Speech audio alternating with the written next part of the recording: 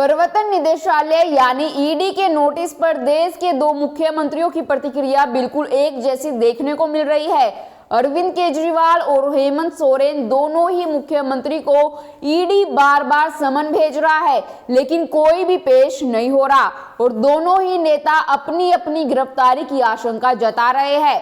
अरविंद केजरीवाल और हेमंत सोरेन दोनों ही ईडी के समन को हल्के में क्यों ले रहे हैं और ईडी के अफसर है कि आगे एक्शन ले ही नहीं रहे, आखिर माजरा क्या है। नमस्कार दोस्तों, मैं हिमांशी कश्यप आपके साथ, आप देख रहे हैं जनता की आवाज। आगे बढ़ने से पहले इस वीडियो को लाइक करें, शेयर करें और अगर पहली बार जनता की आवाज न्यूज चैनल को देख रहे हैं तो चैनल को सब्सक्राइब भी करें और घंटी जरूर बजाएं, चैनल की भी और सरकार की भी।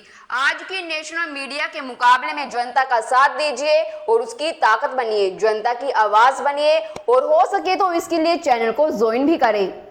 दोस्तों, ईडी के समन पर अरविंद केजरीवाल ने हेमंत सोरेन जैसा ही स्टैंड ले रखा है और इस मामले में ये दोनों शरद पवार से अलग रवैया अपना रहे हैं।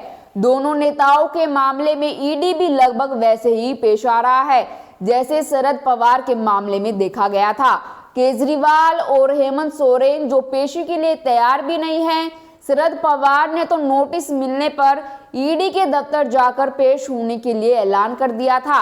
बाद में ईडी की तरफ से शरद पवार को बोल दिया गया कि उनको दफ्तर आकर पेश होने की जरूरत नहीं है। शरद पवार जैसी ही हिला हवाली ईडी के रुख में केजरीवाल और हेमंत सोरेन के मामले में भी देखी जा रही है, लेकिन माहौल ऐसा बनाया हुआ है कि दोनों ही नेताओं की गिरफ्तारी की आशंका खत्म नहीं हो रही। हेमंत सोरेन को अब तक 7 बार पूछताछ के लिए बुलाया जा चुका है और अरविंद केजरीवाल को भी 3 बार। ईडी अब उन्हें चौथा समन भेजने की तैयारी कर रही है, लेकिन दोनों में से कोई भी पेश होने को राजी नहीं है।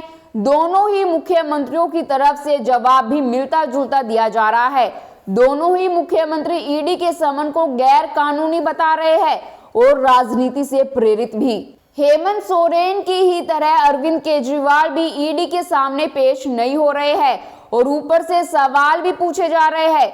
ईडी को भेजे अपने जवाब में अरविंद केजरीवाल ये भी पूछ चुके हैं और उनके साथी भी पूछ रहे हैं किस हैसियत से उनको बुलाया जा रहा है। ना वो गवाह है, ना वो अभियुक्त है। आम आदमी पार्टी की दिल्ली सरकार के मंत्री सौरभ भारद्वाज का आरोप है कि अरविंद केजरीवाल को लोकसभा चुनाव में कैंपेन करने से रोकने के लिए ये सब किया जा रहा है। सौरभ भारद्वाज का कहना है जब 1.5 साल से जांच चल रही है, चार्जशीट दाखिल हो चुकी है, तो केजरीवाल जी को अब समन करने का क्या मतलब है। नोटिस के जवाब में ईडी को भेजे पत्र में केजरीवाल ने लिखा है कि दिल्ली में राज्यसभा का चुनाव है और इसके बाद गणतंत्र दिवस के कई प्रोग्राम हैं, मैं उसमें व्यस्त हूं। आप नेताओं ने दिन भर प्रेस वार्ता कर इस मामले पर ईडी को कटघरे में खड़ा करने की कोशिश की और अब तो अरविंद केजरीवाल से पूछे जाने वाले सवालों की सूची भी मांगी जाने लगी है।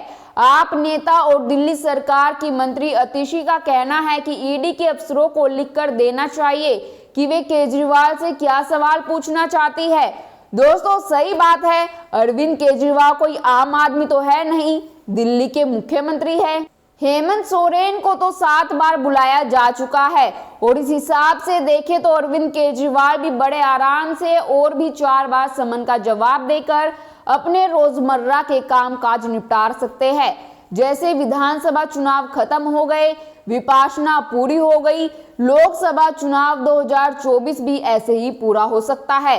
दोस्तों, जो कुछ भी हो रहा है देखकर ये समझना मुश्किल हो रहा है आखिर क्यों ईडी भी इन दोनों मामलों में गंभीरता नहीं दिखा रही।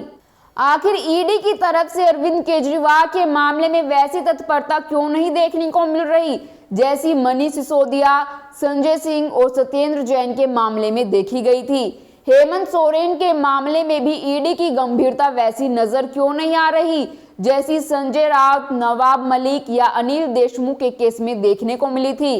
क्या ईडी को भी दोनों ही मुख्यमंत्रियों के खिलाफ अब तक ऐसा कोई ठोस सबूत नहीं मिल पाया जिसकी बदौलत वो उनको खिलाफ केस को मजबूत बनाकर कार्रवाई के लिए आगे बढ़ा सके। क्या अरविंद केजरीवाल और हेमंत सोरेन दोनों को ही एक जैसी कानूनी सलाहियत मिल रही है और यही वजह है कि कानूनी लड़ाई में दोनों ही नेता राजनीतिक लड़ाई को तरजीह दे रहे हैं। ऐसा लगता है दोस्तों जैसे दोनों ही चाहते हो कि ईडी भी ऐसे ही एक के बाद एक नोटिस भेजता रहे, कम से कम इसी बहाने बीजेपी नेतृत्व पर अपने साथ राजनीतिक बदले की कार्रवाई के आरोप लगा सकते। और आने वाले आम चुनाव तक ये हाल बना रहा तो प्रधानमंत्री नरेंद्र मोदी और केंद्रीय गृह मंत्री अमित शाह के खिलाफ हमला बोलने का मौका भी मिलेगा। ईडी के समन पर अरविंद केजरीवाल और हेमंत सोरेन दोनों ही मुख्यमंत्री के मामले में ज्यादातर बातें कॉमन है, बस तैयारियों में एक फर्क नजर आ रहा है।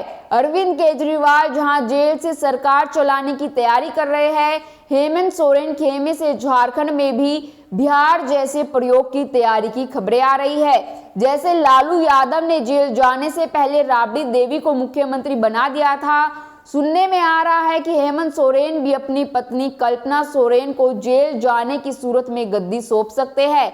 बीजेपी का दावा है कि विधायक को इस्तीफे के लिए मजबूर किया गया ताकि कल्पना सोरेन के चुनाव लड़ने और उसके साथ ही उनके मुख्यमंत्री की कुर्सी पर बैठाने का रास्ता साफ हो सके। हालांकि हेमंत सोरेन ने कल्पना सोरेन के चुनाव लड़ने की अटकलों को खारिज कर दिया है। दोस्तों, जिन दो नेताओं की इस समय गिरफ्तारी की बात हो रही है वो दोनों ही इंडिया गठबंधन के भी बड़े चेहरे हैं। इसके ऊपर से दोनों अपने अपने राज्यों के मुख्यमंत्री हैं, यानी कि सबसे बड़े चेहरे। अब अगर चुनाव से ठीक पहले ये दो बड़ी गिरफ्तारी हो जाती है, इसकी संभावना इसलिए भी है क्योंकि दोनों ही नेता इस समय जांच में सहयोग करते नहीं दिख रहे। अगर ये गिरफ्तारी हो जाती है तो बीजेपी के पास मुद्दों का एक अलग ही मैदान खुल जाएगा। अभी तक तो पार्टी सिर्फ हिंदुत्व, लाभार्थी वोट बैंक को महिलाओं के जरिए सत्ता वापसी प्लानिंग कर रही थी, लेकिन भ्रष्टाचार तो उसका एक पुराना मुद्दा है। पहले निशाने पर कांग्रेस थी, लेकिन अब अरविंद केजरीवाल और हेमंत सोरेन की बारी है। अगर सोरेन के खिलाफ एक्शन हुआ तो बीजेपी पार्टी आदिवासी के साथ साथ भ्रष्टाचार के मुद्दे पर झारखंड में आसानी से खेल कर जाएगी। अब अगर इन दोनों ही राज्यों में बीजेपी द्वारा बड़ा सियासी खेल किया गया तो इंडिया गठबंधन को भी नुकसान उठाना पड़ेगा। आरोप एक पर भी लगे तो छींटे सभी पर गिरती है। यहाँ भी यही केस रहने वाला है। अगर दो राज्यों के सीएम के खिलाफ एक्शन हो जाता है तो भ्रष्टाचार के खिलाफ नैरेटिव सिर्फ जेएमएम या फिर आप के खिलाफ नहीं बनेगा, माहौल पूरे इंडिया गठबंधन के विरोध में रहेगा। पीएम नरेंद्र मोदी आसानी से पूरे इंडिया गठबंधन को सवालों के घेरे में ले सकते हैं। उनकी तरफ से वैसे भी कई मौकों पर कहा जा चुका है वे ना खाएंगे और ना ही खाने देंगे। वो अलग बात है कि ये बस एक वाक्य है। दोस्तों, क्या ईडी ही भाजपा है या भाजपा ही ईडी है? केजरीवाल और सोरेन आखिर क्यों ईडी समन को हल्के में ले रहे हैं? आप अपनी राय कमेंट कर जरूर बताएं और बाकी खबरों के लिए देखते रहिए जनता की आवाज।